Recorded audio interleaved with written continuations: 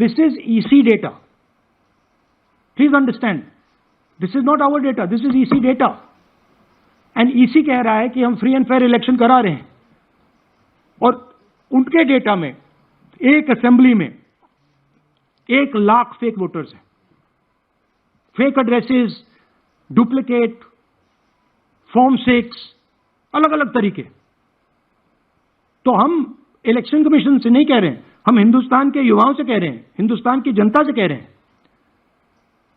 यह आपका भविष्य है, गरीबों का भविष्य है, ये आपके आंख के सामने पूरा का पूरा सिस्टम चोरी किया जा रहा है। Give the people of India that information, because if they don't, there going to be consequence. One day the opposition is going to come to power, and then you see what we do to you, because you are attacking the foundation of what our freedom fathers built, and we're not going to allow you to attack the foundation of what they built. So here we are talking about something that we have bulletproof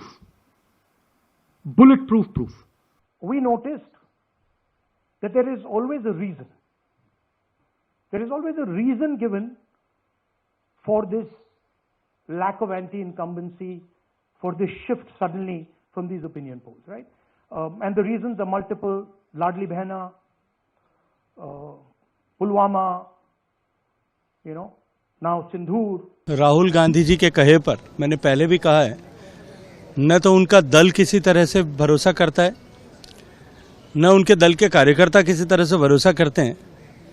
इसलिए उनके कहे हुए सारे कथन को, उनके सारी बातों को बहुत गंभीरता के साथ में जब उनके दल के लोग भी नहीं लेते, तो मुझे लगता है देश को भी लेने की आवश्यकता नहीं है। मैंने नहीं कहा ना, लोकसभा के अंदर जो है माननीय इंदिरा गांधी, श्रीमती इंदिरा गांधी जी ने ही खुद कहा कि कम से कम 500 ऐसे जगह का उन्होंने उदाहरण दिया। मैंने आज जो ट्वीट किया है उसमें जगह का जिक्र किया। 1 जुलाई 1980 का जो उनका जवाब है कि उन्होंने डकैती कर ली, पूरा का पूरा डकैती कर लिया। बैलेट पेपर जो है, आप ये समझिए कि गुंडागर्दी का जो है एक सबसे बड़ा कारण जो है बैलेट पेपर हुआ करता था। ये उन्होंने खुद जो है लोकसभा में एक्सेप्ट किया है। दूसरा, मैंने कल उदाहरण दिया था कि गिरधर गमांग जो है उड़ीसा के मुख्यमंत्री बना दिए गए और यहां आके वाजपेयी सरकार को गिरा दिया। ऐसा कहीं उदाहरण आपने सुना कि मुख्यमंत्री आकर जो है लोकसभा में वोट देगा केवल टेक्निकल मुद्दे के आधार पर? तो डकैती का इतिहास रहा है कांग्रेस का, राहुल गांधी जी का।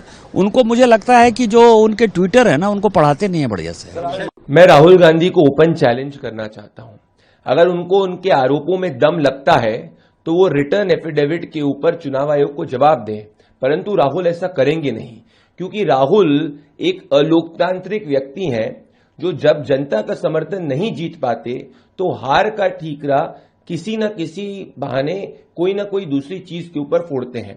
कुछ समय तक इनके सीजन के अंदर ईवीएम के ऊपर हार का ठीकरा फोड़ रहे थे, फिर वोटर लिस्ट आई और अब जाकर ये कह रहे हैं कि भाई चुनाव के अंदर जो प्रक्रिया है वो फर्जी है। राहुल गांधी झूठ बोलने में माहिर है।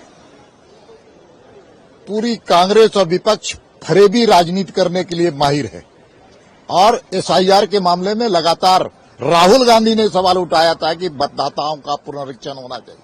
आज जब चुनाव आयोग मतदाता पुनरीक्षण आयोग के माध्यम से मतदाताओं के सही मतदाता देश की भविष्य को निर्माण करेंगे, भाग्य बदलने का काम कर रहे थे, इनके पेट में दर्द हो रहा है। इनको अपनी बातें चुनाव आयोग में रखना चाहिए।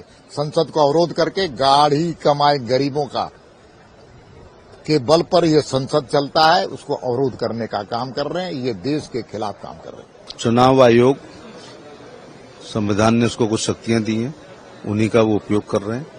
कुछ चुनाव आयोग ने संविधान द्वारा प्रदत्त शक्तियों का उपयोग नहीं किया, लेकिन एक भी चुनाव आयोग तो ऐसा नहीं है जो अपने अधिकारों से ऊपर जा सके। स्वतंत्र एवं निष्पक्ष चुनाव कराने के लिए हर राज्य के चुनाव से पहले मतदाता पुनरीक्षण होती है। 2 प्रकार के फार्म होते हैं, एक नया मतदाता बनने के लिए, और जैसे मैं इटावा का रहने वाला था, मेरा वोट वहां था, फिर मैं आगरा जब शिफ्ट हुआ तो ये मेरा कर्तव्य था, मैंने वहां से कटवाया और एक फार्म भरा और उसकी कॉपी लेकर आगरा आया और बताया कि मेरा भाग संख्या इतने, क्रम संख्या इतने पर इटावा लोकसभा के और रिया विधानसभा के भाग संख्या इतने के, क्रम संख्या इतने पर मैं अंकित था। चूंकि अब मैं आगरा कॉलेज आगरा में प्रोफेसर हूं और निवास मेरा मकान है, तो मैं वहां से कटवा कर आया, कृपया यहाँ जोड़ने का काम करें। तो ये एक प्रक्रिया होती है। जो ऐसा नहीं करते हैं उनके डबलिंग वोट हो सकते हैं। का स्टेटमेंट मांग रहा है, तो वो एक संवैधानिक उस संस्था को कह रहे हैं कि हमने जो अखबार में स्टेटमेंट दे दिया वही हमारा स्टेटमेंट है। आप किसी एक संवैधानिक संस्था पे इतने गंभीर आरोप लगा रहे हैं और उस गंभीर आरोप के बाद आप लिख करके देने के लिए तैयार नहीं हैं, आप उसके साथ सबूत देने के लिए तैयार नहीं, तो इससे जानबूझ करके आप उस चुनाव आयोग को कहीं ना कहीं बदनाम करने की कोशिश कर रहे हैं। इससे साफ है कि न उनको ये हिट एंड रन नहीं चलेगा कि केवल आरोप लगाना और भाग जाना।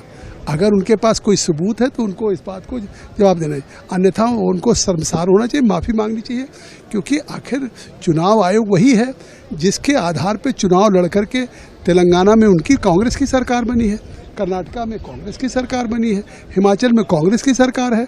तो उस चुनाव आयोग में, और खुद एक बार अगर अमेठी से हार गए उसी चुनाव में तो वायनाड से वो जीते। तो ये आरोप लगाना कि चुनाव आयोग भाजपा के कहने पर काम कर रही, तो शायद वो लोकसभा में नहीं होते।